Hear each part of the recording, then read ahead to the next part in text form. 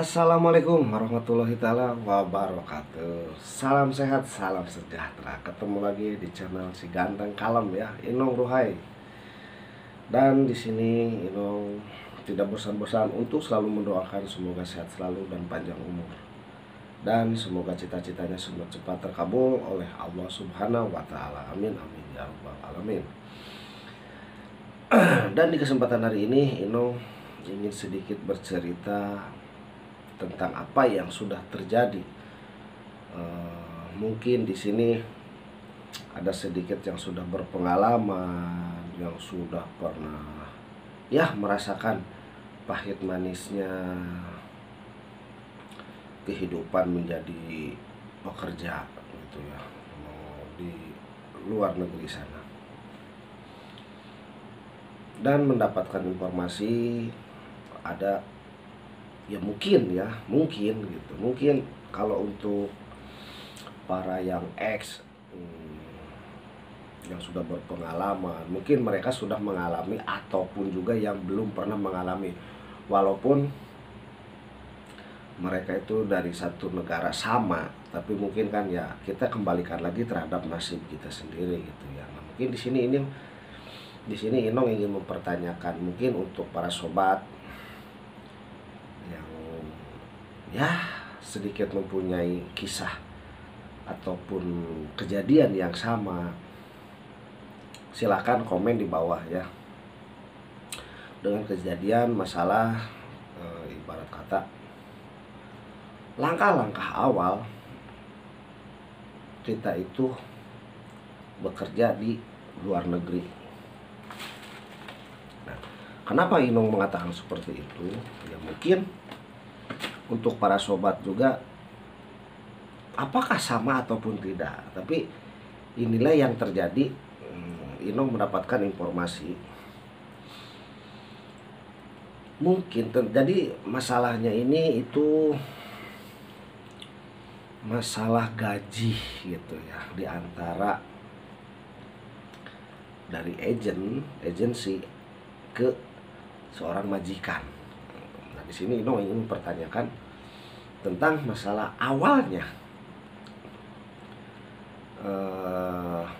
kita itu akan diambil terhadap majikan yang mempekerjakan kita itu ibarat kata di rumahnya ataupun di mana. Di sini Inong ingin bertanya, satu untuk masalah gaji. Nah, mungkin di agen itu kan mungkin tidak semata-mata memberikan seorang ART ya. Nah, mungkin sebelum pengambilan ART, ini secara logika Inong aja ya, sebelum kita mengajukan permintaan untuk ART, mungkin kan di situ seorang majikan itu mungkin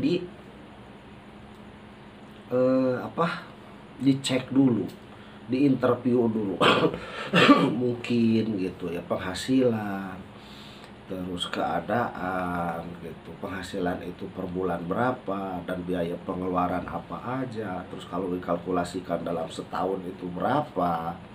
Nah, mungkin kan seorang agen itu harus tahu kan data diri, data pribadi dengan keadaan penghasilan gitu. Dan ada katanya orang yang bilang ngambil kita itu sangatlah mahal gitu. Nah, di saat kita akan diambil oleh majikan dan sebelum, mungkin itu terperinci, mungkin gitu ya, itu mungkin penilaian Inong, mungkin terperinci ibarat kata majikan itu ditanya oleh agensi, siapkah kamu untuk menggaji dengan nominal sekian per bulan, itu untuk gaji ya. Nah, dan inilah hak orang yang akan kamu jadikan ART di rumahmu. Ibarat kata ada beberapa item. Nah, ada beberapa item mungkin ditanyakan oleh pihak agen. Nah, mungkin si majikan itu menyanggupi atau tidak. Nah, setelah mungkin mereka mengatakan sanggup, oh iya, siap, saya akan penuhi hak dan kewajibannya ART yang akan kami ambil. Nah, mungkin di situ ART agent itu mungkin menjelaskan ke majikan gitu ya. Dalam arti menjelaskan gajinya itu per bulan sekian, per hari sekian. Terus ibarat kata-katanya mungkin kalau tidak salah itu ada uang off day. Off day itu mungkin libur. Nah, itu kan dapat informasi itu dari seorang agent itu diwajibkan dalam sebulan itu harus off. Tapi kan kita kembalikan lagi terhadap si pekerjanya, apakah mereka mau ngambil off atau tidak. Nah, kalau tuh dengan keputusan seperti itu seseorang itu saya nggak akan ngambil off, ya mungkin si off-nya itu yang dalam 1 bulan jatah 1 hari mungkin mereka itu nggak akan diambil, dan uang off itu akan dijadikan dengan nominal uang. Mungkin itu juga variasi ya, uangnya jadi nominal berapa. Nah, ada kejadian seperti gini, dan Inong juga ingin bertanya ya terhadap para sobat, apakah yang tercantum di slip gaji dan yang tertera di surat kontrak itu, apakah yang dibilang yang bisa disebut itulah dia seorang majikan atau bukan gitu. Karena dengan kejadian seperti ini dan mereka mengatakan ada informasi saya yang menggaji kamu, tapi nama tersebut itu tidak tercantum di job kita, itulah surat kontrak gitu ya, dan di slip gaji itu. Nah, apakah itu yang dibilang majikan atau bukan gitu? Mungkin kan yang bertanggung jawab itu dengan segala perihal apapun yang ditanya apapun, mungkin mereka kan yang tercantum nama yang ada di kontrak kita itu ataupun job kita. Nah, terus dan ada kejadian juga aneh sampai masalah gaji itu kurang. Nah, mereka sampai nggak tahu gaji kamu kok kurang. Nah, apakah mereka itu seorang majikan ataupun nama yang tercantum di surat kontrak itu, apakah tidak mendapatkan penjelasan dari seorang agent, dari pihak agent, atau gimana? Kok sampai mereka itu tidak mengetahui gaji per bulan berapa, dan off day yang nggak kita ambil itu kalau dinominalkan itu menjadi berapa gitu ya. Jadi untuk para sobat, inilah keluh kesah ibarat kata seorang TKW yang kerja di sana dan kejadian hal seperti itu.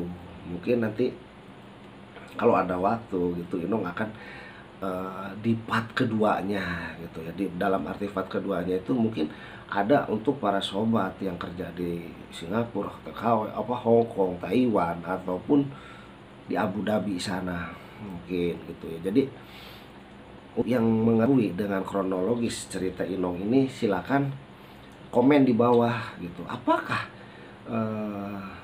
yang dinamakan majikan itu, apakah yang tertera di surat job kita, kontrak kita, atau yang mana yang bisa dinamakan? Apa gunanya nama orang tersebut yang tercantum di surat kontrak itu yang ada dengan perincian nominal gaji kita per bulan, per hari, dan uang off day, apa, siapa gitu. Dan tidak lupa juga untuk yang baru menemukan channel ini, mohon dukungannya dengan cara di like, share, comment, and subscribe. Dan tidak lupa juga selalu bunyikan 2 kali lonceng notifikasinya agar tidak ketinggalan info-info terbaru dari si ganteng kalem Inong Luhai Channel. Dan mungkin di sini Inong akan lanjut lagi nanti di part kedua ya.